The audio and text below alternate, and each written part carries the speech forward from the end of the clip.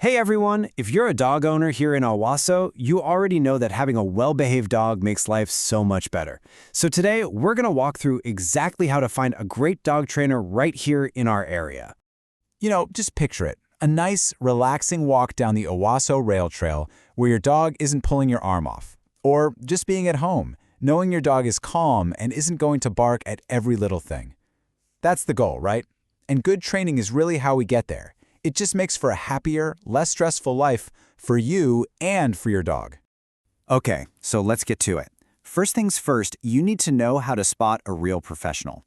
There are a few key things that really set the great trainers apart from everyone else. One of the most important ideas you'll come across is positive reinforcement. Honestly, this is what you want to look for. It's all about rewarding the behaviors you want to see, not punishing the ones you don't. It makes learning way more fun for your dog, and, it builds a much stronger, more trusting bond between you two. So how do you know if a trainer is actually committed to that modern, humane approach? Well, you can look for their credentials. You might see some of these acronyms, like CPDTKA. Think of these certifications as proof that a trainer has put in the work, studied, and passed some pretty tough exams on what's effective and humane in dog training. All right, so once you've found a few trainers that seem qualified, the next piece of the puzzle is picking a program that really fits your dog and what you're trying to accomplish. For the most part, you'll see two main options. On one hand, you've got group classes. These are awesome for general manners and getting your dog used to focusing with other dogs and people around. On the other hand, there are private lessons. These are perfect when you need to work on something very specific, like say your dog jumping on guests when they come to your front door. And of course, we have to talk about the cost. This chart should give you a pretty good ballpark for what to expect for different training services here in the Owasso area. As you can see, there's a pretty wide range, from group classes that are more budget-friendly all the way up to more intensive options like a board and train program. Okay, so you've found a couple of trainers who seem promising, they're in your budget. Now it's time to actually talk to them. And going into that conversation with the right questions is really going to help you make a decision you feel good about.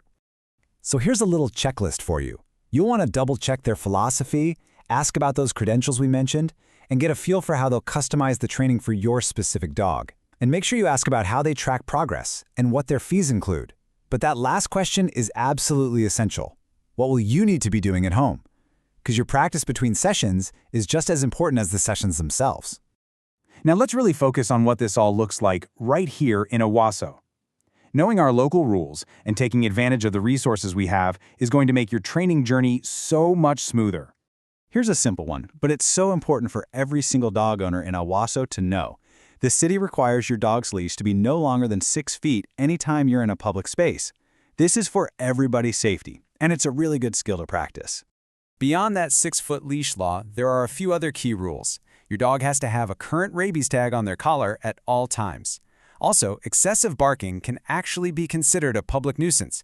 This is one of those areas where training really helps you be a good neighbor.